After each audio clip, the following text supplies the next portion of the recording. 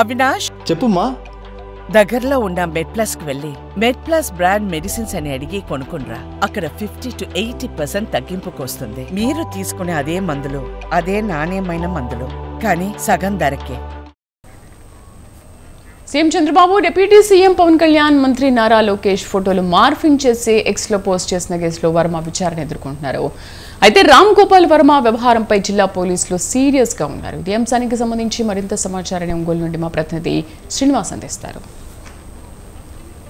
దర్శకుడు రామ్ గోపాల్ వర్మ అరెస్టుకు ప్రకాశం జిల్లా పోలీసులు రంగం సిద్ధం చేశారు. ఈ నెల 10వ తేదీన మద్దిపాడు పోలీస్ స్టేషన్ పరిధిలో పవన్ కళ్యాణ్, చంద్రబాబు, లోకేష్లకు సంబంధించినటువంటి ఫోటోలను మార్పింగ్ చేసి తన వ్యూహం చిత్రం సినిమా ప్రమోషన్లో వాడారని, అదేవిధంగా తన పర్సనల్ సోషల్ మీడియా అకౌంట్లో కూడా వాటిని పోస్ట్ చేశారనేటువంటి నేపథ్యంలో అక్కడ స్థానికంగా ఉన్నటువంటి మద్దిపాడు టీడీపీ మండల ప్రధాన కార్యదర్శి రామలింగం పోలీస్ స్టేషన్లో కేసు నమోదు చేయడం జరిగింది. దీనిపైన కేసు నమోదు చేసిన పోలీసులు 7 సెక్షన్ల కింద కేసు నమోదు చేసి విచారణకు హాజరు కావాలని చెప్పి హైదరాబాదు రామ్ గోపాల్ వర్మ ఇంటికి వెళ్ళి అతనికి నోటీసులు ఇవ్వడం జరిగింది. అయితే 19వ తేదీ విచారణకు హాజరు కావాలని నోటీసులు ఇవ్వగా 19వ తేదీ రామ్ గోపాల్ వర్మ విచారణకు హాజరు కాకుండా తనకు ముందస్తుగా ఏర్పాటు చేసుకున్న సినిమా షెడ్యూల్ కారణంగా తను హాజరు కాలేకపోతున్నానంటూ వాట్సాప్ సందేశం పంపడంతో పాటుగా స్థానిక లాయర్ ద్వారా కూడా నోటీసును పంపించారు. అయితే లాయర్ వినతి మేరకు తిరిగి 25వ తేదీన వర్మను అరెస్ట్ కావాలని చెప్పి ఒంగోలు రూరల్ పోలీసులు కోరటం జరిగింది.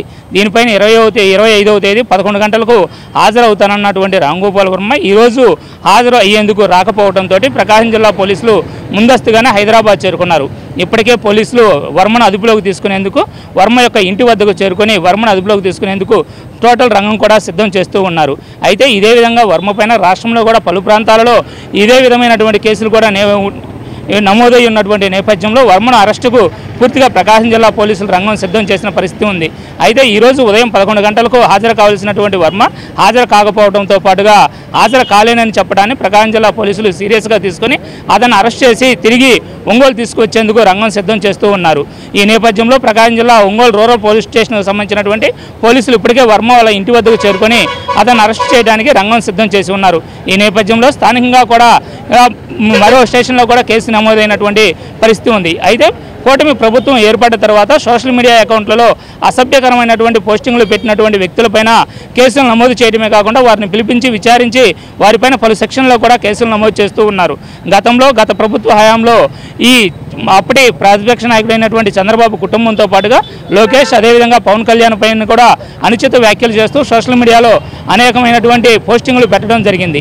వాటిని ఈ మధ్య కాలంలో కూడా ఈ పోస్టింగ్లు ఎక్కువైనటువంటి నేపథ్యంలో వాటిపైన చర్యలు తీసుకునేందుకు ప్రత్యేకమైనటువంటి చట్టాన్ని కూడా ప్రభుత్వం తీసుకువచ్చింది. ఆ నేపథ్యంలో రామ్ గోపాల్ వర్మను మరికొద్ది క్షణాల్లో అరెస్ట్ చేసి ఒంగోలు తీసుకొచ్చేటువంటి ఏర్పాట్లను చేస్తున్నట్టుగా తెలుస్తుంది. ఇది ప్రస్తుతం ప్రకాశం జిల్లా ఒంగోలులో నెలకొని ఉన్న తాజా పరిస్థితి. వీడియో జర్నలిస్ట్ వాసుతో శ్రీనివాస్, స్వంత్రా న్యూస్, ఒంగోలు.